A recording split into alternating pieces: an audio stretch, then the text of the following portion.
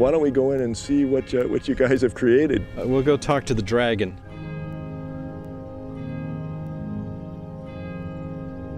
What Michael calls the dragon is a state-of-the-art pyrolysis machine. When biomass like wood waste enters the dragon, it's heated close to 1,000 degrees Fahrenheit.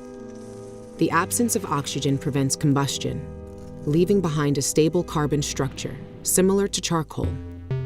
The extracted energy runs the entire green powerhouse off-grid, while creating enough excess electricity to meet the needs of roughly 100 homes. It would take over 3 acres of solar panels to accomplish this. So the electricity is not our main product. We call that our waste byproduct. Utility companies are going to love that one. Our waste byproduct is electricity. This is 9,000-year-old technology, is to make this biochar. Our ancestors knew how to do this to fertilize the soil, and we've just reformatted it for the 21st century. It's pores within pores within pores. Biochar is a form of extremely stable carbon, with exponential pores creating massive surface area in a tiny space. Just a 2-inch piece of biochar, if unfolded, would have the surface area the size of a football field. This structure is an optimal breeding ground for beneficial soil microbes, holding both water and nutrients where plant roots need them most. It also creates space for air to get in, and the soil microbes to get in. So all that stuff that is an essential component to the web gets recreated. You're putting back into the soil the infrastructure for soil regeneration. Without the dragon, this waste would end up in a landfill, releasing greenhouse gases as it decomposed. Instead, biochar locks this stable carbon back underground for hundreds or even thousands of years. Biochar is emerging as one of the planet's best solutions to climate change. One green powerhouse, or GPH, stabilizes over 1 ton of carbon every day. It takes roughly 50,000 trees to do the same. You're fixing carbon. And fixing carbon. Pulling it out of the atmosphere and putting it back where it belongs. 2 billion years of engineering experience. We include the algae into that. So I mentioned the liquid prairie. The heat necessary to operate this comes from the breakdown of the wood waste. That's amazing. I love that. I'm learning a lot here. A lot. This is actually seriously exciting, how you're taking all these natural systems and linking them. Woo, look at this place. Don't fall in. Algae is one of the primary organic material generators on the surface of the planet. It operates very fast. So the fact that we can take carbon dioxide, we can take water, and we can take sunlight, and we can create biomass from it is a big boon to this concept of generating soil, because that's the way it's been done for millions of years. All we've figured out how to do is take that and accelerate it.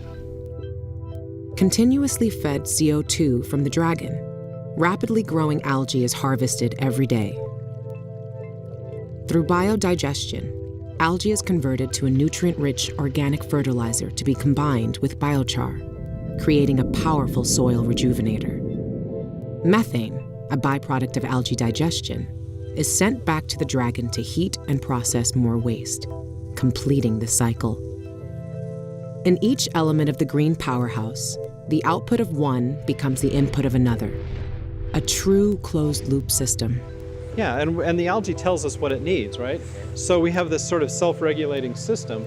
That algae's been sucking up nitrogen as well as carbon dioxide So it's and other nutrient rich, big time. Yeah, I mean, and it's high in energy. Well, a few people know this, but algae is higher in energy than coal per pound. Really? Right? So when we pull that energy out of there, we digest this, we're left with a really compact nutrient substrate that we can then use as part of our soil amendment. So in about 4 or 5 days, we can do what normally a normal digester will do in about a month. So you've actually put an efficiency on an already known efficiency. So you're going to get humic substances out of this as a byproduct. What would it take in nature for that to occur with? Well, if you include the carbon from the carbon engine, that's hundreds of years. Okay, so you're doing in 4 to 5 days what nature would take in about 400 years. 400 years. Yeah. Wow, that's pretty amazing. So, we don't want to push it too hard, but the idea is you create the environment and you monitor the environment and you accelerate the processes Don't want to push it naturally. too hard, but 4 to 5 days versus 400. Yes.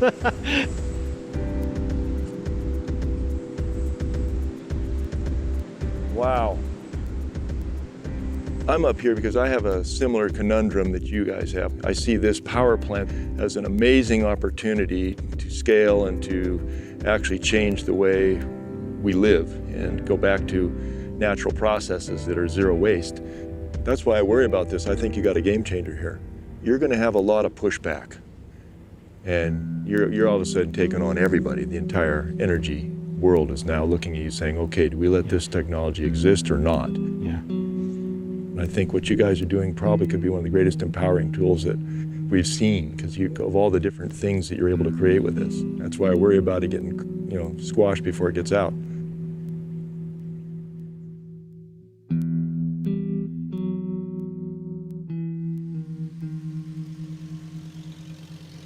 After World War II, there was an excess of bomb-making material, which was turned into fertilizer, an excess of nerve gas, which was turned into pesticides.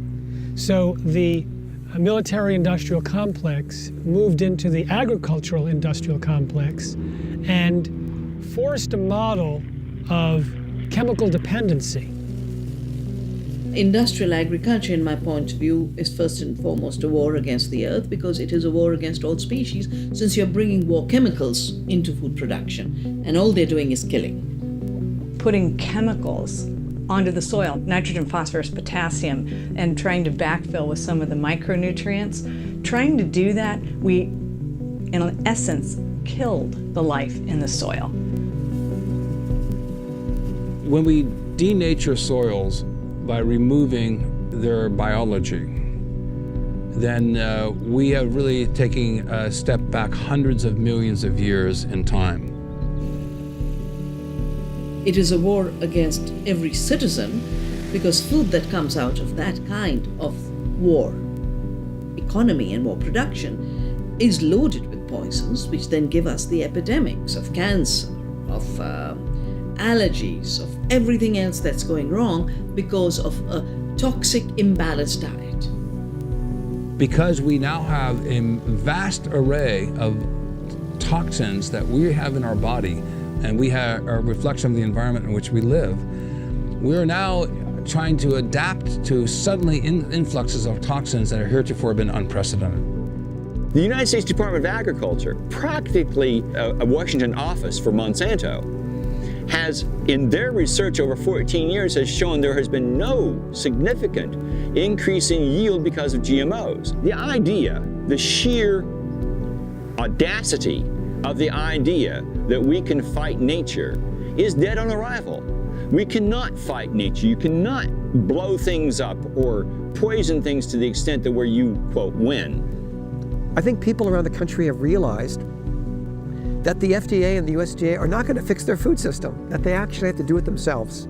It's a challenge to live in a world where our government cannot be counted on to defend us from an industrial food system that's actually making us sick. 44 billion pounds of chemical fertilizers are used each year. Synthetic fertilizers disrupt the soil's balance of microbes, beneficial fungus, and organic matter. As biodiversity decreases, more fertilizers are required to achieve similar results. Now pesticides and herbicides must be used to fight off weeds and bugs that would normally be handled by a healthy ecosystem. Up to 50% of nitrogen fertilizers are washed away with rain and irrigation water. A drastic pollution leading to an ocean dead zone the size of New Jersey. Contributing to dead zones are animal factory farms, easily the most pollutive activity on the planet. In the US, more than 1/3 of our fossil fuels, 1/2 of all water, and 80% of our farmland is used in the raising of animals and the grain to feed them. Most of these grains are genetically modified organisms. Over 80% of GMOs are specifically engineered to withstand higher doses of a powerful chemical called glyphosate, which the state of California has officially labeled as carcinogenic. The use of glyphosate has risen 10,000% since 1974. Independent studies confirm contamination of our food, air, and even our rainwater, while extremely low doses have been shown to cause liver and kidney damage, with correlation to a host of other side effects. In spite of public outcry, the USDA, FDA, and EPA require no testing for the pollution of this chemical in our food supply. The philosophy of using GMOs and glyphosate is one of sterilization. Kill everything except the crop. The exact opposite of farming in ways which regenerate soil and biodiversity. A worldwide rally against genetically modified food giant Monsanto is being held across the globe. First speaker is the youngest activist in Orange County right now. Activists are protesting the use of potentially harmful chemicals in food production, something Monsanto says is the only way to feed the globe's growing population. Petition the Girl Scouts for GMO-free cookies. I'm asking you, Girl Scouts of America, let's show the world what these cookies can really do. I told you I had a special guest, Alicia Sorrentos. Alicia, how old are you? 7. There was a newspaper article about it and that we weren't selling cookies, so then that's when the council contacted me and said, hey, let's discuss alternate ideas for fundraising. I was like, this is awesome, we did it, you know? It was like literally an ambush. They had no intention of hearing any of our ideas. It was support and promote or step down. I felt betrayed. Here I had put so much time into it and now they're saying, sell the cookies or you're done, so. You're Ana Maria Chavez, please make cookies without GMOs. Whoever signed my petition, thank you. So you're trying to remove GMOs from Girl Scout cookies, and you've got a petition of 10,000 signatures. 15,000 signatures! 21,000 signatures. It's been a year and a half, and with your help, we have 30,000 signatures! Bum, bum, bum! A box of Girl Scout cookies is not a political statement. It is an investment in a girl and her dreams and in your local communities and in the leadership of tomorrow.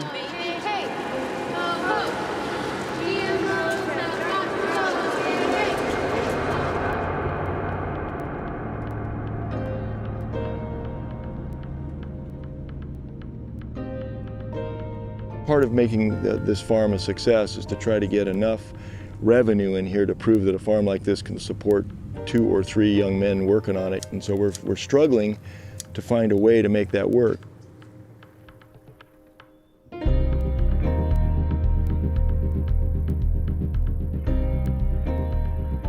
It's very easy to grow food.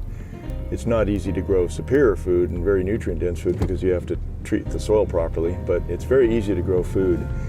And of course, there's always been an influx of food from all over the planet, which we're competing with, and it's being flown in, from 1,500 to 5,000 miles away every day.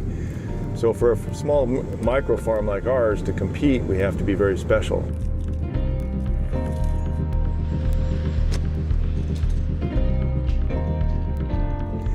Our total route right now is centered around a radius of about 10 miles. From harvest to the time everything's delivered, it's about 1 hour. Truly farm to table in minutes.